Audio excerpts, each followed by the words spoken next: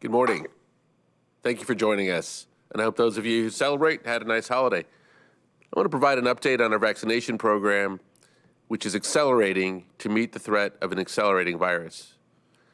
So 2 weeks ago, the President outlined a number of steps that we're taking to significantly increase the number of safe places and trusted places Americans can go to get vaccinated, and to ensure that at least 90% of Americans have a vaccination site within 5 miles of where they live by April 19th. One of the steps the President announced was the opening of at least 12 more federally run mass vaccination sites. Last week, we announced 5 new sites in Maryland, Wisconsin, Tennessee, Missouri, and Indiana. And today, we're announcing 3 additional sites. The first is at the Columbia Place Mall in Columbia, South Carolina. The second is at the Colorado State Fairgrounds in Pueblo, Colorado. And the third is at the Minnesota State Fairgrounds in St. Paul, Minnesota, home of the Minnesota State Fair, of course. These 3 new sites bring us closer to the President's goal. Across the country, there's already 25 existing mass vaccination sites that have a combined capability to administer over 95,000 shots per day. And that number is going to continue to grow as we bring additional sites online. So importantly, these new sites will advance our work to equitably distribute vaccines and reach communities that have been hurt the most by the pandemic. And as I've said here before, equity is at the center of these mass vaccination sites.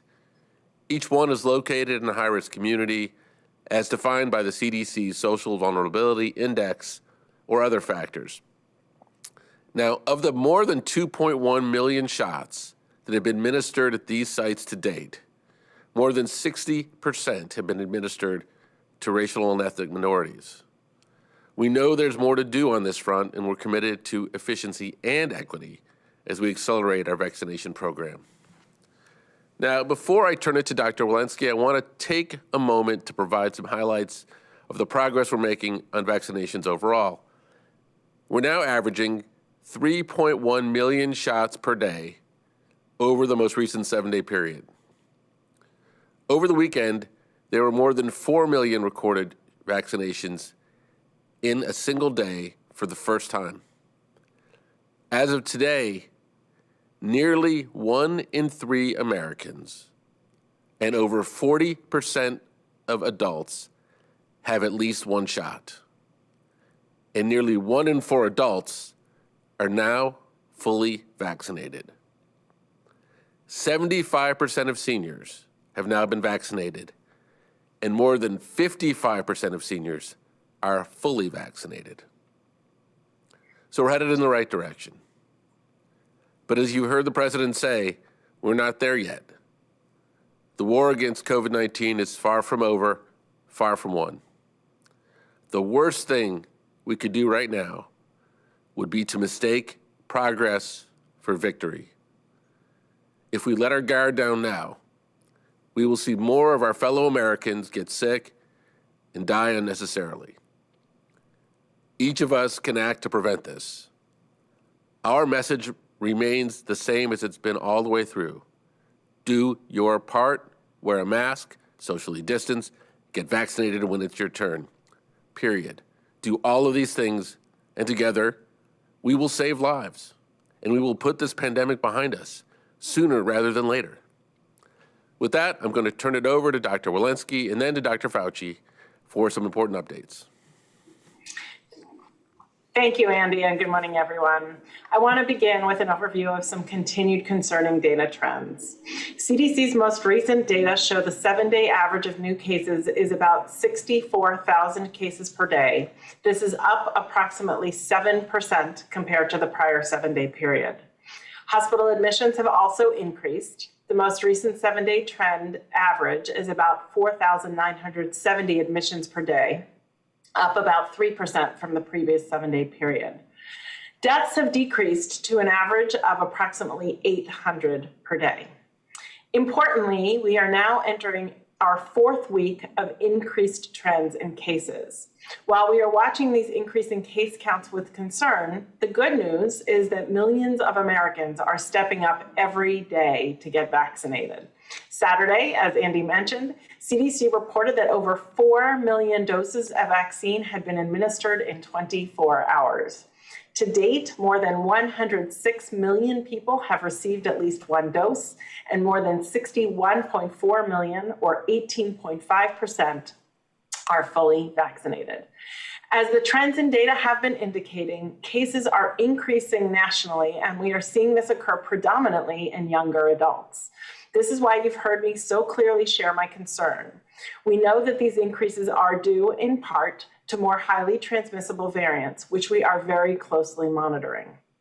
And as more schools are reopening, it's even more important to make sure they do so safely, with strict adherence to CDC guidance, and for all of us to roll up our sleeves for a vaccine as soon as we can.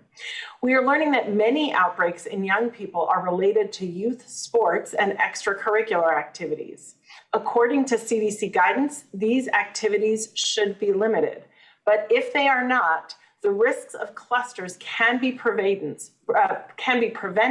with cadence testing strategies as are being rolled out in so many different places. I understand that people are tired and that they are ready for this pandemic to be over, as am I. Please continue to hang in there and to continue to do the things that we know prevent the spread of the virus. If we all continue to wear a well-fitting mask, physically distance, and get vaccinated, America can and will get out of this pandemic. We can meet this moment if we keep doing our part. Everyone working together, getting vaccinated as soon as possible is how we can turn the corner. I want to briefly describe now a report in today's MMWR that describes what can happen when we do not follow proper mitigation strategies, when everyone is not fully vaccinated. The Illinois Department of Public Health and staff from a local public health department evaluated a COVID-19 outbreak associated with a bar in a rural area of Illinois. The bar accommodates about 100 people and held an opening event indoors in February. While table spacing and signs encouraged physical distancing and masking, people who attended the event reported that mask use was inconsistent and that 6 feet of distance was not maintained. The evaluation found 46 COVID-19 cases linked to this event. Of those, 26 were patrons, 3 were bar staff. 17 secondary cases occurred among contacts of people who attended the opening and got COVID-19. 12 were household contacts, 3 were long-term care facility contacts, and 2 were school-related contacts. Transmission associated with this opening event also resulted in 8 households with infections, a school closure affecting 650 children, and the hospitalization of a long-term care facility resident. As we work to get more people vaccinated and as community businesses begin to reopen, these findings underscore the vast impact of a single event, affecting communities, schools, families, and fragile elderly. And it emphasizes the impressive transmissibility of this virus and the continued need for layered prevention strategies, including reducing the number of people indoors, improving building ventilation, and utilizing outdoor spaces as the weather allows. I finally want to highlight today that CDC has updated its guidance for cleaning and disinfecting facilities and homes to reflect the science on transmission. People can be affected with the virus that causes COVID-19 through contact with contaminated surfaces and objects. However, evidence has demonstrated that the risk by this route of transmission is actually low. Cleaning with household cleaners containing soap or detergent will physically remove germs from surfaces. This process does not necessarily kill germs, but reduces the risk of infection by removing them. Disinfecting uses a chemical product, which is a process that kills the germs on the surfaces. In most situations, regular cleaning of surfaces with soap and detergent, not necessarily disinfecting those surfaces, is enough to reduce the risk of COVID-19 spread. Disinfection is only recommended in indoor settings, schools, and homes where there has been a suspected or confirmed case of COVID-19 within the last 24 hours. Also, in most cases, fogging, fumigation, and wide area or electrostatic spraying is not recommended as a primary method of disinfection and has several safety risks to consider. The risk of surface transmission can also be reduced by wearing masks consistently and correctly, washing your hands, and by following CDC and OSHA guidance to maintain healthy facilities. The main way people are infected with COVID-19 is through close person-to-person contact, typically between people who are physically near each other within about 6 feet. Additional details on this updated guidance is now posted on our CDC website. I want to end again by sharing my confidence that widespread vaccination will bring us to the end of the COVID-19 pandemic, and with my enthusiasm for how quickly this is happening, and also my strong support that we all keep taking the necessary steps to stay safe and healthy until we get there. We are vaccinating at a rate of 3 million people on average every day. This is the spirit of the American people that will help us see this through together. Thank you. I'll now turn things over to Dr. Fauci. Thank you very much, Dr. Walensky. I'd like to spend the next couple of minutes addressing a frequently asked question and concern regarding the impact of COVID-19 disease in pregnant women on the women themselves and on their fetus. So clearly, COVID-19 and pregnancy is associated, as I'm going to show you in a moment, with adverse outcomes for mother and baby. And one asked the question, what about the safety and importance of vaccination in that setting? Next slide. A few months ago, in November 2020, MMWR, the CDC did an analysis of about 400,000 women with symptomatic COVID-19. And though the numbers were small, it became clear then that there was very likely an increased risk among pregnant women versus non-pregnant women for adverse outcomes of the pregnancy itself and for them as pregnant women if they contracted the disease COVID-19, as shown by the risk ratios on this slide. Next slide. In the Canadian Medical Association Journal of just literally a few weeks ago, they did a meta-analysis of 42 studies involving almost 450,000 pregnant women. And if you look at the odds ratio there, comparing infection and pregnancy associated with non-infection in pregnancy, the adverse events such as stillbirth in the baby, preeclampsia, preterm birth, were really quite impressive, particularly when COVID-19 was severe in the pregnant mother. Taking a look at the odds ratio of preeclampsia and preterm birth. Next slide. Now, the vaccine data in pregnancy is limited thus far in the sense of specifically looking at safety concerns with a study designed to do so, which are actually in progress right now. But what do we know? We know that the use of adenovirus-based vaccines for other diseases were not associated with adverse pregnancy-related outcomes. Although those specific studies have not been done with the mRNA because women were not included in those clinical trials, observational data from vaccinated pregnant individuals are currently being collected both by the company and by the CDC, and no specific safety signals have been observed thus far among pregnant vaccine recipients. Next slide. If you look at the recommendation from the American College of Obstetrics and Gynecology, although they don't specifically recommend vaccination in pregnant women, they make a very important statement that all pregnant individuals who choose to receive the vaccine must be allowed to do so in alignment with state and local vaccination allocation plans. Next slide. And the question is, what about the safety associated with this? As I mentioned, as of a few days ago, there have been close to 70,000 V-Safe participants that were pregnant at the time they received the vaccination. And the CDC is currently enrolling participants to analyze the data and better understand how vaccination affects pregnant women. Final slide next. So one looks at, what about the effect of vaccination? Well, in a study recently published in the American Journal of Obstetrics and Gynecology, in 131 reproductive age vaccine recipients, it became very clear that vaccine-induced robust immune responses in pregnant women, similar to that in non-pregnant women. Not only was the immunogenicity, but the reactogenicity was similar.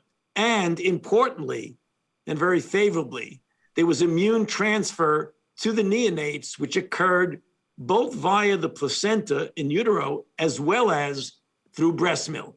So in other words, things look very good for the association between vaccination and protecting pregnant women from adverse outcomes from themselves and their fetus. Back to you, Andy. Thank you. Thank you, Dr. Fauci, Dr. Walensky. All right, let's go to questions, please. Let's go to Zeke Miller at the AP. Thank you all for doing the call. For Dr. Walensky, you mentioned the continuing troubling rise in cases. I was hoping you might be able to speak to, is there any discernible difference in who is being infected right now? And if the decline in deaths is at all related to the vaccination rates, particularly among the most high risk seniors? And then extrapolating outward, what is the latest CDC projections for the death rate from this virus as vaccinations continue to ramp up? Yeah, thank you for that question. You know, we are seeing a change in demographics as I think we were expecting, and it's good news with regard to the power of vaccination. We know that about 55% of adults over the age of 65 are fully vaccinated, and what we're seeing is both a decrease in emergency department visits as well as hospitalizations associated with that demographic. And I think we still have a lot to learn, and time is going to tell with regard to the impact of both vaccination in this demographic and variants. So as we see variants continuing to spread, the numbers of cases increasing, and then what is going to happen with regard to the younger population that is not yet protected. And it is why we are encouraging everybody to roll up their sleeves as soon as vaccine is available to them, because we see it working. Great. Next question. Aaron Billups at Spectrum News. Hi. Thank you so much for taking my question. I actually have a follow-up to that death rate question. Now that we're seeing the number of deaths decrease, would you categorize coronavirus as moving into something more like the flu, less deadly, something that is more manageable for hospitals, our hospital system? And also just, is there any indication, given the year of data we have on transmission patterns, of whether warmer weather will have any impact on the spread of the virus? Let's go Dr. Walensky and then maybe Dr. Fauci, see if you want to add anything to that. Yeah, I think we need to acknowledge that this pandemic has taken its toll both in terms of transmissibility and mortality much more than the influenza. And I think with these variants, we are still seeing increased transmissibility. We don't yet know of its increased morbidity and mortality aside from its increased transmissibility. So I'm not at all ready to say that we're back in flu range. We still, I think, have to remain very vigilant with regard to these variants. We have not seen seasonal trends with this virus so far. We certainly had surges over the summer. Respiratory viruses tend to have seasonal trends, as do coronaviruses specifically, but I think we haven't yet seen that, so I think we're going to have to be careful throughout the spring and the summer here. Anything you'd like to add, Dr. Fauci? Yeah, just to underscore the last point that Dr. Walensky made, you might remember a year ago, or a little bit more than a year ago, when we were looking for the summer to rescue us from surges, it was in fact the opposite. We saw some substantial surges in the summer. I don't think we should even think about relying on the weather to bail us out of anything we're in right now. Okay, vaccines, not weather. Next question. Tom Howell, Washington Times. Hey, thanks for doing the call. Can you talk a little bit more about this demographic shift with the age? How much of that is, as we talked about, just because a lot of seniors are vaccinated, but younger people are still waiting, versus, say, the B1117 variant? Is it more efficient at attacking younger people? And also, what does this mean for schools? Do you plan to update any guidance just giving this emerging trend? Thanks. I think there are a lot of moving parts here, both regard to the demographic that has been vaccinated. We know that B117 is more transmissible, somewhere between 50 and 100% more transmissible. Whether it's more transmissible specifically in different age demographics, we don't yet have evidence to say. As we've been working with states and understanding their individual outbreaks among younger people, I want to sort of underscore that this is among 18 to 24-year-olds where we're seeing actually some peaks in cases. And many of these, as I noted, are related to extracurricular activities and youth sports, which is why we really want to remain vigilant with regard to the guidance there, as well as testing strategies that could help prevent clusters. Dr. Walensky, maybe a follow-up to you is, if you can imagine a vaccination levels among younger people eventually getting to close to the levels where we are with seniors, would you imagine that having a impact on the number of cases we're seeing? I imagine it would be having a massive impact. I think what we've seen demographically is when we vaccinate large age strata, large age demographics, that we see less cases in those demographics. So that is just more and more, makes it more and more important that when the vaccine is available, regardless of your age, you roll up your sleeve. Yeah, so we have evidence. In other words, you're also saying that these vaccines can actually address these variants effectively. Absolutely, absolutely. Okay, next question. Elizabeth Cohn at CNN. Hi, thanks so much for taking my question. Several members of President Biden's Transition Advisory Board are advocating that in order to get as many people vaccinated as possible and avoid another surge, that we should be doing just one shot of Moderna and Pfizer. And now Dr. Fauci just last week mentioned that it's unclear how long the 80% effectiveness of a single dose would last, that it could, as he said, fall off a cliff in just 2 to 3 weeks. So Dr. Fauci, Dr. Walensky, what do you think of these continued calls for single doses of Pfizer and Moderna? Could these experts be right? Dr. Fauci? No, I don't think there's any right or wrong in this, and I think that's one of the things we need to stay away from. There really are different approaches and different opinions. We have been concerned and still are that when you look at the level of protection after one dose, you can say it's 80%, but it is somewhat of a tenuous 80% because the level of, for example, neutralizing antibodies against the coronavirus, when you just leave it at one dose, the question is, how long does it last?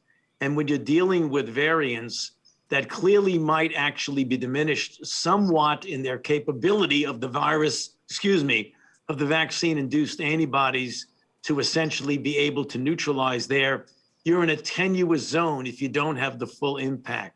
So there is some merit to the arguments that there are made, and we certainly respect that. But right now, given the number of vaccines we're able to give every day, literally every day that goes by, we get closer and closer to where we want to be. And for that reason, although we always continue to keep an open mind, we consider the route that we're on now as the best route. Okay, next question.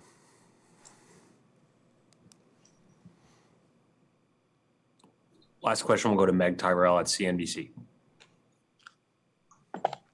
Well, thanks. I wanted to follow up on the situation at the Emergent plant and the AstraZeneca vaccine being moved elsewhere. And Dr. Fauci, I saw in a Reuters interview last week, you noted the timing may just work out so that the US doesn't actually need the AstraZeneca vaccine.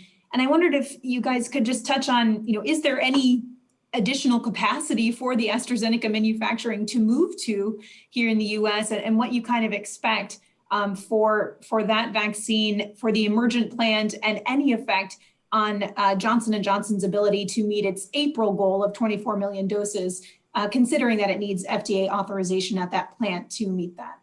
Thanks, Megan. Why don't I start this, and if there's anything you'd like to add, Dr. Fauci, feel free to add. I mean, first of all, it's important to mention anytime discussing the issue at this plant that all of the Johnson & Johnson vaccine that's available in the U.S. has been authorized by the FDA. None of it came out of this plant in question. And I think it's very important that we begin by making sure that Americans are assured of that fact, that we have safe and effective vaccine, and no vaccine will leave any factory unless authorized by the FDA. The second is that, as has been reported over the weekend for those who didn't follow, with assistance from the Health and Human Services Department, Johnson & Johnson has taken complete control of the plant in question. And as Meg's question just indicated, they made a couple of important decisions. One is they're bringing in a senior level of expertise and management from Johnson & Johnson. And second, that they are going to make the Johnson & Johnson vaccine the only vaccine made in this plant to eliminate the potential for any cross-contamination. The HHS applauds both of those moves, and so it's important for the public to know that those steps have been taken. I'd also want to just point out that this was a decision that HHS made with Johnson & Johnson and AstraZeneca in complete collaboration. And so AstraZeneca also agreed that this was the right course. As for what this says about the AstraZeneca vaccine in the US, and I will go to Dr. Fauci in a second, it says absolutely nothing about our belief one way or the other. We are still, this was not a decision that had anything to do with any concerns about the AstraZeneca vaccine. It is still scheduled to go through the FDA's authorization process as soon as an application is submitted, and they are working on where they would continue to move their production, but don't believe that there is any impact on their production schedule based upon what's happened. So, Dr. Fauci, what would you want to add or reinforce to that? Well, Andy, a lot of things get conflated in the questions that were asked, but I think you pointed out the important things. A, that we still are going to rely on the FDA for the evaluation of the AstraZeneca. That's something that we do all the time, and that's really very important. B, the J&J doses that have gone out had nothing at all to do with the situation in the plant. We want people to really appreciate that those who have received the J&J doses, that had really completely dissociated from the issue that we were talking about in the plant. And third, J&J has assured us that they will actually have the 100 million doses by the end of May as they promised. So we want to make sure those things don't get lost in the discussion about the issue at the emergent plant. Great. Well, thank you all very much, and we'll be doing this briefing again later in the week.